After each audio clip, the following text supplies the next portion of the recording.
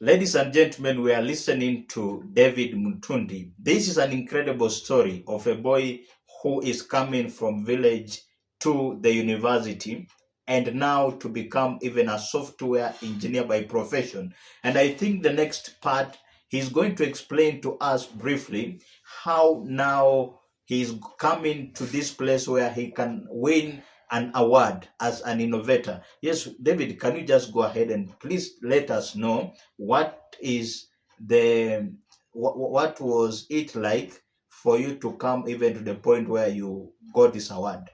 Yeah, it was an incredible moment to me, Mhm, especially for the award. mhm, It's where I never saw it coming, mhm, to be honest.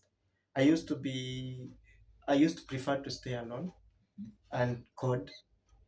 So this event, I can say, yes, I had worked on some freelance projects. Yeah, that's where I used to get my upkeep in campus. as a student. Yeah, as a student Okay. in second year. And I used to build small programs and assignments for people who are Mhm, staying abroad. And I can say uh, the building of real world applications started when I got an attachment, an industrial attachment okay. at a given county where I used to study just in that Okay. county government. And these guys saw how I was passionate in coding, Mhm, and they decided to give me some project to work on. mhm. Yeah, that's where there was a ton of events, Oh, because amazing. now I'm not only building things that only computer students can use, Mhm, but now I'm building products that even non-technical people can use and true. feel it. Mhm, Yeah, and I love that idea. And the idea of also getting that was the first project that was being paid a lot of money. mhm. Let's say around 90,000. Oh, wow. Yeah, and I you could know if could go class on focus on that course. You chose that. You say that I will go where there is something to put in the pocket. Yeah, you can't go to class when you don't have. That is understandable. Uh-huh. Yeah, so that separated me from my class members and class something, Okay. and I focused more of programming. Okay. Yeah, that's the period when I I knew of Innovation Center, which Mhm. was a building in our university where if you have an idea, you want to build it, the university is like, we can sponsor you, you can come and you can give you a desk, it's free internet and everything, Okay. and you can be working on that product from there. Mhm, So I love that idea, and that's when I booked myself a spot mhm. there in the Innovation Center to work on it, right? So, from your story, there is something I'm coming to learn Mhm. that success really is a lonely path. And if you want to achieve success, there are some hard decisions, some difficult decisions that you need to make. That sometimes you need to break out from the people so that you can be alone and work on something. And if you work on something so that you become remarkable, you will be recognized in a place just because of the expertise that you bring in that place. And I think something that we're learning from his story is he was passionate about coding. He did his best to make sure that he does something so that when he got this opportunity to go for an internship, they could easily identify him out and pick him out because he was unique. And I think a lot of young men today don't appreciate the fact that there is something that we need to put in. There is some work that we need to do so that we can really get the result. And we need to understand that for every reward there is a pain that comes with it. And I think this is the exactly story that David is speaking to us, and he's saying that this is the time that his eyes were open and he realized that there is an innovation center in their school. And I think that most of the time when we play low, there are so many opportunities that we don't see. And I think let's continue hearing to him even as he open our eyes to get more insight from him. Okay, okay, thank you for that. So there was a time that I joined Innovation Center, Mhm, and I realized there were a lot of guys like me mhm, in the innovation building. who had interesting projects. Others were working on robots, Mhm. building robots. Others were working on building electrical machines or Mhm. something. And also others were like me, building applications and all those things. So it was more of an environment where we are people who have the same character here. Oh, I okay. can say and can put it that way. Mhm. Yeah, and me being so lonely, I wasn't in a relationship. Mhm. It was making things much easier for me because I couldn't go even to class. True. I used to wake up. The first thing I wake up is to go to innovation center, sit there. If I feel like going to class, I will go. If I don't feel, there's the goodness of campus, by the way. You are not forced to do things. Mhm. And I couldn't choose. Mhm. I couldn't choose between, there's no way I could choose between building a product Mhm. and going to class. Mhm. So I guess that even made me more lonelier. Yeah. Mhm. So joining the innovation center, this invitation comes that Mhm. if you'd want to apply for this position, Mhm. yeah. And I had met like two of my friends there Mhm. who were passionate in coding, and Mhm. that's how we partnered with them, and we came up with a product that won the hackathon or event. So it is from at this point where you are lonely, you've realized this innovation center, you've decided to go and check out how it is, and you find these two friends of yours who are also interested in what you're doing, and now you come up together, and now these two people plus three people are now becoming the idea or the people behind the innovation. Yeah, exactly. Oh, absolutely incredible. Can you please go on? Yeah, exactly. So the good thing about the team, we were a team of three. Mhm. We all had, the fact that we met at the innovation center. Not like I went on looking for teammates from other places. Mhm. The fact that we met at the innovation center, it was really ideal for us because all of us had the same goal, the same passion: Mhm. build software or innovate solutions. Yeah, and we're really passionate about it. So you could be given a task Mhm. and break it into three people. The first one takes this that way, and then later in the day or maybe tomorrow, you are sure that everyone would have worked on what they were assigned. True. So it was just a cool thing, I Mhm. can say. And yeah, the hackathon took like 2 weeks, Mhm. where for that, yeah, we matched the winners. Oh, amazing. Maybe. Yeah. And the funny thing is, I didn't see it coming. The reason that I participated in the hackathon is because money. I wanted the awards, Eh, right? true. Mhm. They were like, when you were number one, Mhm. this amount, 100,000. Oh. Yeah, and being a student, Mhm. again, I want also money. Yes, I've Yeah. been working on projects for other people, but again, I want to be a cool kid. I want to be, True, true, true. yeah, to stay in a good house and all those I things. get you. Now you are done with the project and you've been awarded for becoming top. Yeah, What are some of the opportunities that comes with this being awarded as the top innovators? yeah, a lot of opportunities came at that time. Mhm. Now I was very popular. Mhm. Okay, we as a team were very popular in the Mhm. school. Actually, we used to joke that we are looking for articles or books of Mhm. how to handle fame in campus. Oh, that's absolutely incredible. Hey, Which was okay. an incredible moment for us Mhm. and for this specifically. Mhm. And the good thing is, immediately we won the hackathon. Um, the CEO of the company just told us, "You can come immediately you finish campus. We have a job for you." Oh, amazing. Yeah, so I didn't see it coming.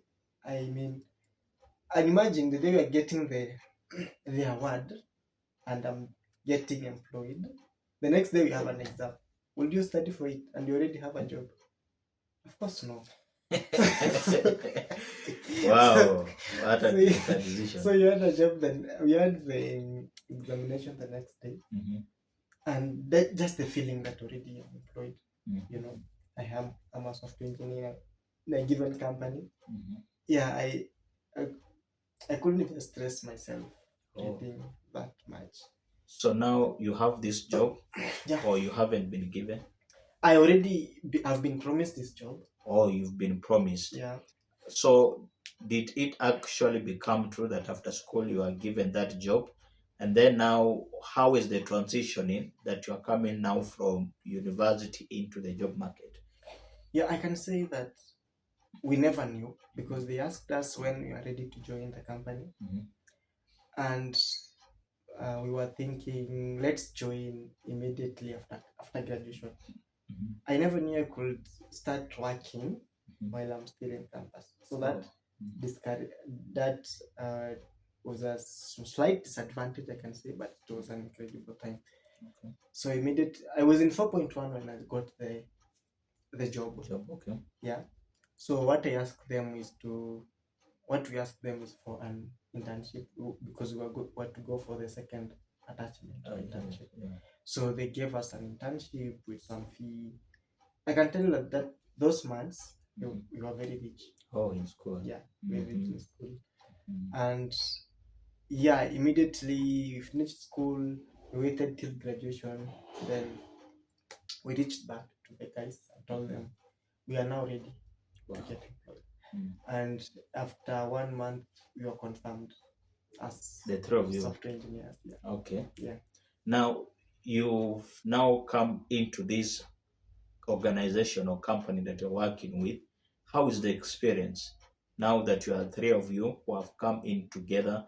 Were you in one department or were you in separate department? And how did this feel in that you are being separated? And how did it affect the overall flow of work? And to some point, how was it really you now entering into the employment sphere? Ah, okay. So I can say the transition was quite interesting. Yes, there was that we are used to working along each other, Mhm. but then when we went to the organization, we were asked whichever department would want to go, and both of us was selected to become software engineers. Mhm. Yeah, and in software engineering, there are a lot of developers, so you can't just put people in one team. Mhm. You have to isolate them because Mhm. there are a lot of teams and they need developers. True. So we had to select the various teams that would want to join, Okay. and there, I can say I never expected software engineers to be that humble Mhm. and accommodating. Mhm. Just coming from campus, yes, I used to code a lot, but I Mhm. didn't have that professional experience True. when it comes to languages that are used out here. Mhm.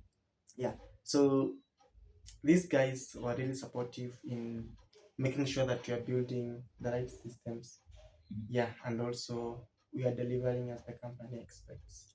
True. Yeah, and the only thing that I noticed different is I was expecting to go and find innovations because there was some fununu or something that Some rumors. so, so thank you, Mhm. some rumors that were going to work on that project that we were Mhm.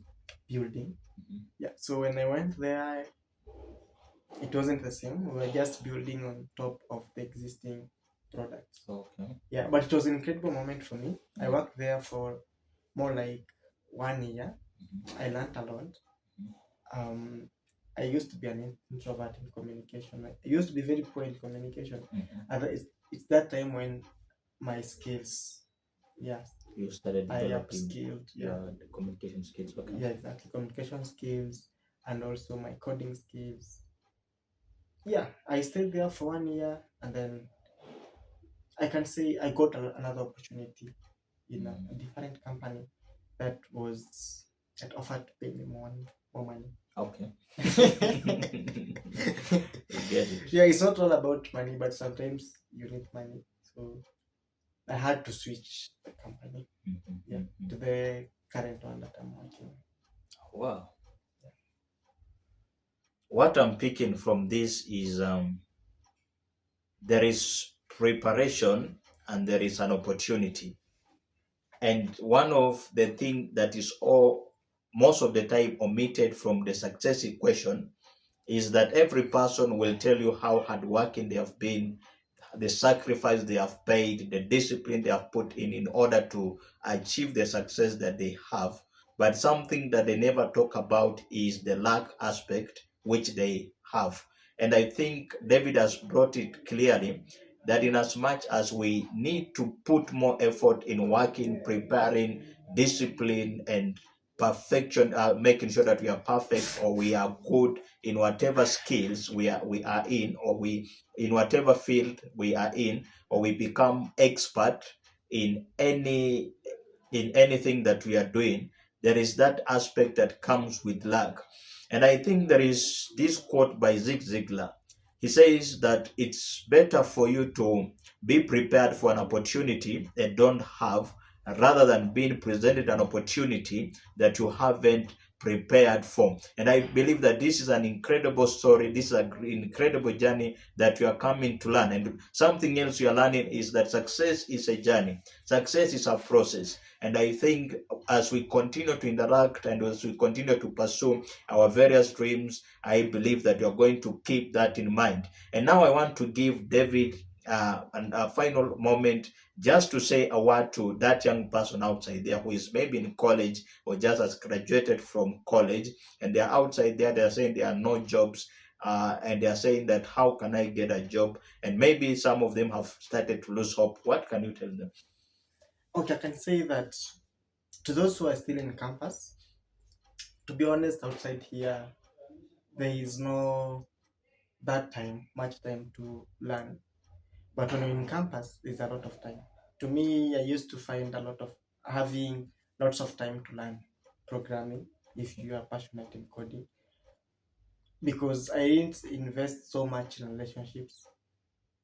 And so a lot of time it's either I'm in school class or maybe I'm coding. Oh, Yeah. And maybe if you have two classes a day or one class, the remaining hours is a lot, right?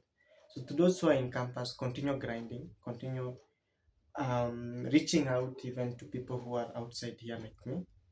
Yeah, but the technology industry is so promising. Yeah, and to those who are outside here, I understand you can be very skilled, but at the same time you don't have an opportunity. So in that time, as he has said, you should be preparing. Yeah, just grind some lead code, try seeing where the interviews comes in, and you never know. Continue applying. Yeah, to me, I didn't apply to get the first job, but I believe by going to these tech events, these seminars, events, and also participating in a lot of competitions, especially the tech competitions. When you see Safaricom having a competition, just go and participate. You never know what it can bring. And also, yeah, don't give up. If you apply for a job and maybe you get a regret or something, it's not the end of the world. Many people have gone through that. Yeah, maybe it was not the right one for you, and you can just pick from that and continue preparing more. Yeah, so don't give up. As I've said, and maybe I can give you a tip to those who are looking for job opportunities. Prepare lead code, data structures, and algorithms. As well, as much as you are building solutions, just have a portfolio where you can list the where you can send the interviewer the list of the projects you've worked on so that they can see your skills. okay. And also, having a LinkedIn profile can be beneficial because you can be listing all the things that you have been doing Mhm. regarding professionalism and your work. True, true, true.